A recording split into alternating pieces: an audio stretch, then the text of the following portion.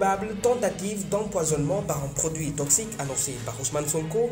La sûreté urbaine a mis aux arrêts Dr Babacar Niang de Souma Assurance pour des raisons d'enquête. La France doit se priver contre toute forme d'ingérence politico-diplomatique.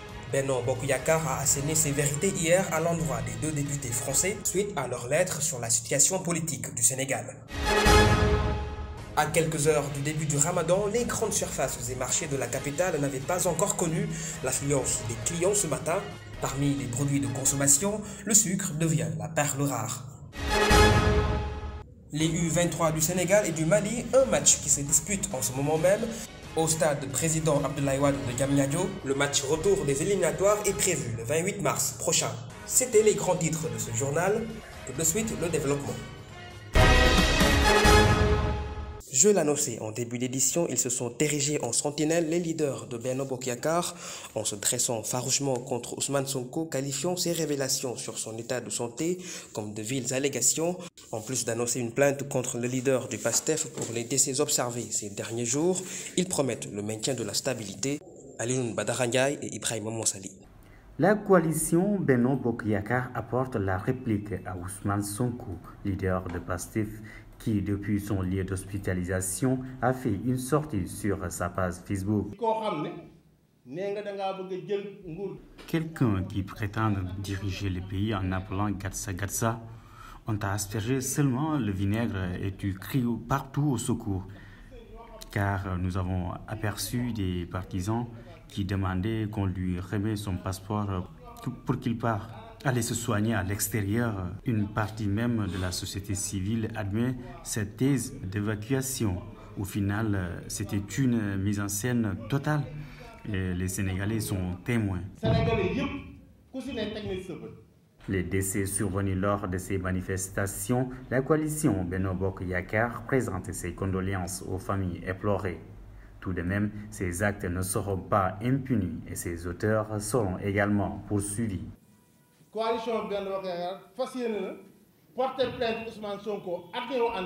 La coalition Benno Bokk Yakaar va porter plainte contre Ousmane Sonko et ses partisans, car ce sont eux qui ont tué Mamadou Ly et Mamadou Korkaba.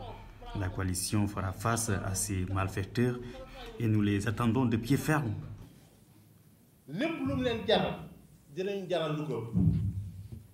Traduit le chef de l'État Macky Sall devant les juridictions internationales après son mandat. Un avis émis par Ousmane Sonko, une thèse que refute la coalition du camp présidentiel. Pas un acte qui serait commis aujourd'hui par le président Macky Sall et qui releverait de la compétence de la CPI. D'abord, que je sache, Ousmane Sonko n'est pas membre de la CPI. Il n'est pas procureur à la CPI, il n'est pas, s'il s'estime plaignant, il n'a qu'à se plaire. Mais pour ce qui me concerne, ça c'est le juriste qui parle, je ne sais pas quel serait le fondement d'une saisine de la CPI. Dans la foulée, lors de cette conférence de presse, la coalition Benno Bokk Yakaar dénonce la posture d'une partie de la société civile qu'elle qualifie d'obédience partisane de PASTEF sans qu'elle n'ait indiqué le nom de l'organisation. Ces leaders de Benno Bokk Yakaar ont aussi fustigé la lettre que les députés André Chassaigne du Puy-de-Dôme et de Jean-Paul Lecoq de Seine-Maritime ont adressée à Catherine Colonna, ministre de l'Europe et des Affaires étrangères de la France. Aborder ou encadrer une quelconque situation sociopolitique du Sénégal ne doit être et seulement du ressort de l'État souverain, nous dit Seydou Gueye, membre de Benno Bokk Yakaar. Nous dénonçons avec la plus grande fermeté cette lettre écrite par deux députés français, envoyée à Mme Colonna, ministre en charge des relations internationales de la France, pour donner une injonction au Sénégal. Le Sénégal est un pays souverain.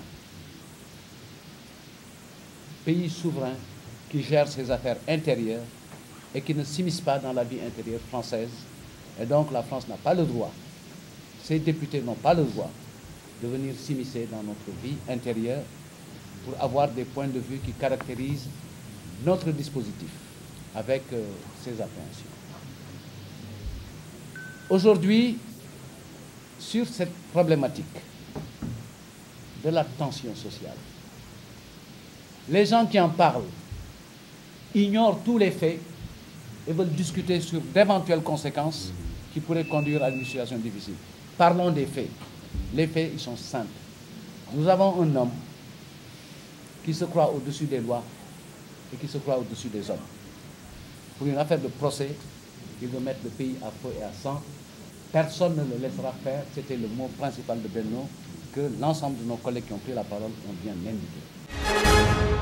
Je l'évoquais en début d'édition, moins de 24 heures après les révélations d'Ousmane Sonko dans un live sur son état de santé gravement menaçant causé par la brutalité des forces de défense et de sécurité, c'est le propriétaire de Souma Assurance, l'établissement sanitaire qui est à ses soins, le docteur Baba Karnian, qui est arrêté. Faisant l'objet d'un avis de recherche et d'arrestation, il a été finalement interpellé hier à Medina Yatbé, situé dans le département de Podor. Le leader du PASTEF avait affirmé qu'une substance toxique lui avait été versée par les forces de sécurité et de défense ayant des effets sur la respiration, les yeux et l'appareil digestif lors de son interpellation musclée au procès en diffamation du 16 mars passé. La sûreté urbaine ouvrant une enquête sur l'état de santé de ce dernier, le médecin traitant d'Ousmane Sonko, le docteur Cissé, a été la première piste.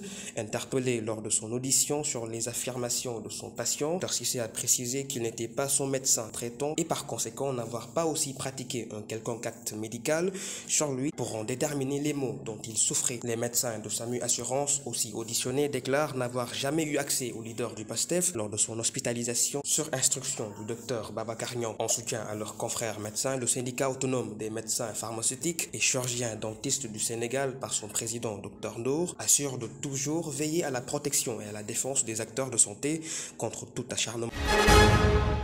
Le ramadan au Sénégal, ce temps favorable de jeûne et de prière pour les fidèles musulmans, est aussi propice au marché. Cherté des produits de consommation ou disponibilité en quantité insuffisante pour certains et rareté des clients et la situation qui prévaut au marché off à la veille du ramadan. Reportage Emmanuel Sarr et Ibrahima Monsadi.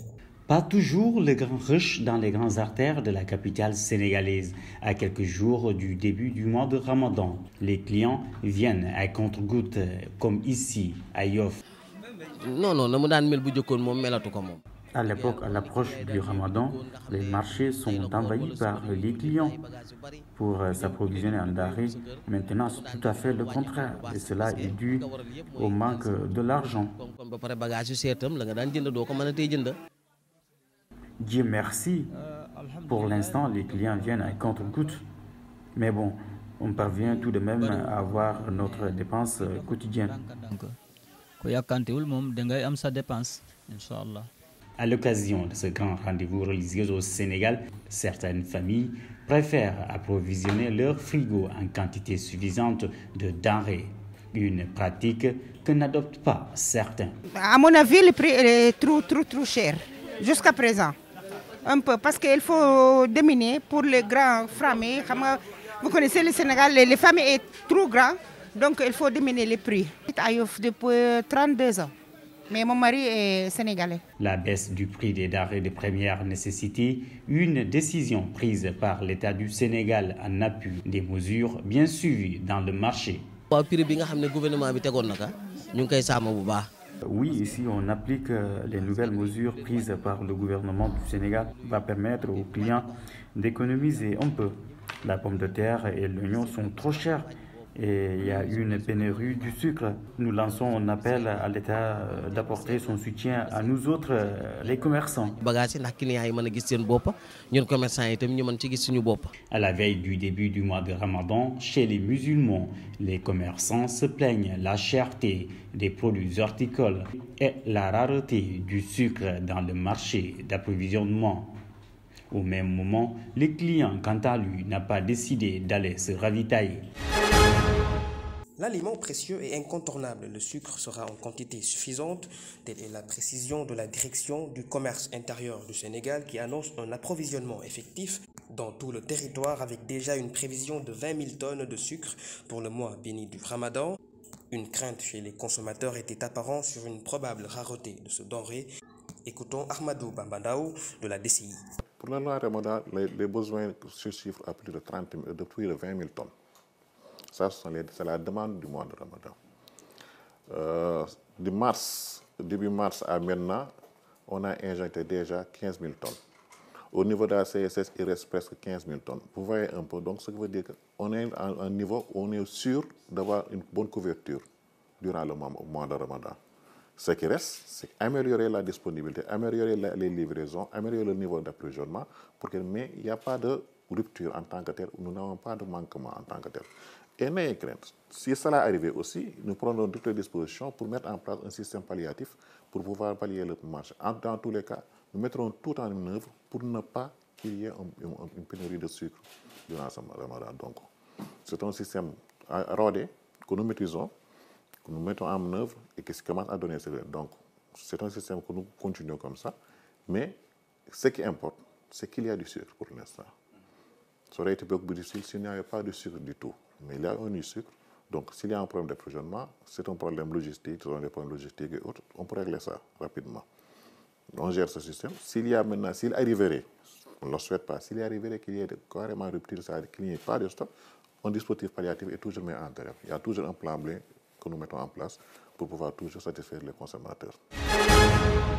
À présent, la page sport, l'AS Douanes entre triomphale dans le cercle des 5 de best de la conférence de Sahara de la Basketball Africa League qui se tenait du 11 au 21 mars 2023 à Dakar Arena. Le représentant du Sénégal finit par comptabiliser ses 8 points en battant largement hier l'US Monastir, champion en titre de l'édition précédente par un score de 76 contre 60, soit 10 points d'écart. Le 11 mars passé, les Gaboulous avaient échoué d'entrée de la balle face à Abidjan Basket Club sur un score de 70 à 76. Elle sombre à nouveau dans son deuxième match contre le REG du Rwanda sur un pénible résultat de 69 à 55. Mais l'espoir ne semble pas tari. L'AS Douanes s'est rattrapé dans la compétition en succédant 2 victoires contre le Ferroviario Rio du Mozambique avec 88 à 74 et 68 à 75 contre Kwara Falcon du Nigeria, une victoire qui lui faisait reprendre sa 4e place. Les résultats des confrontations directes ont permis de départager les équipes qui sont qualifiées. Aujourd'hui, le stade malien qui s'est imposé 90 à 71 devant Abidjan Basket Club termine en tête de groupe,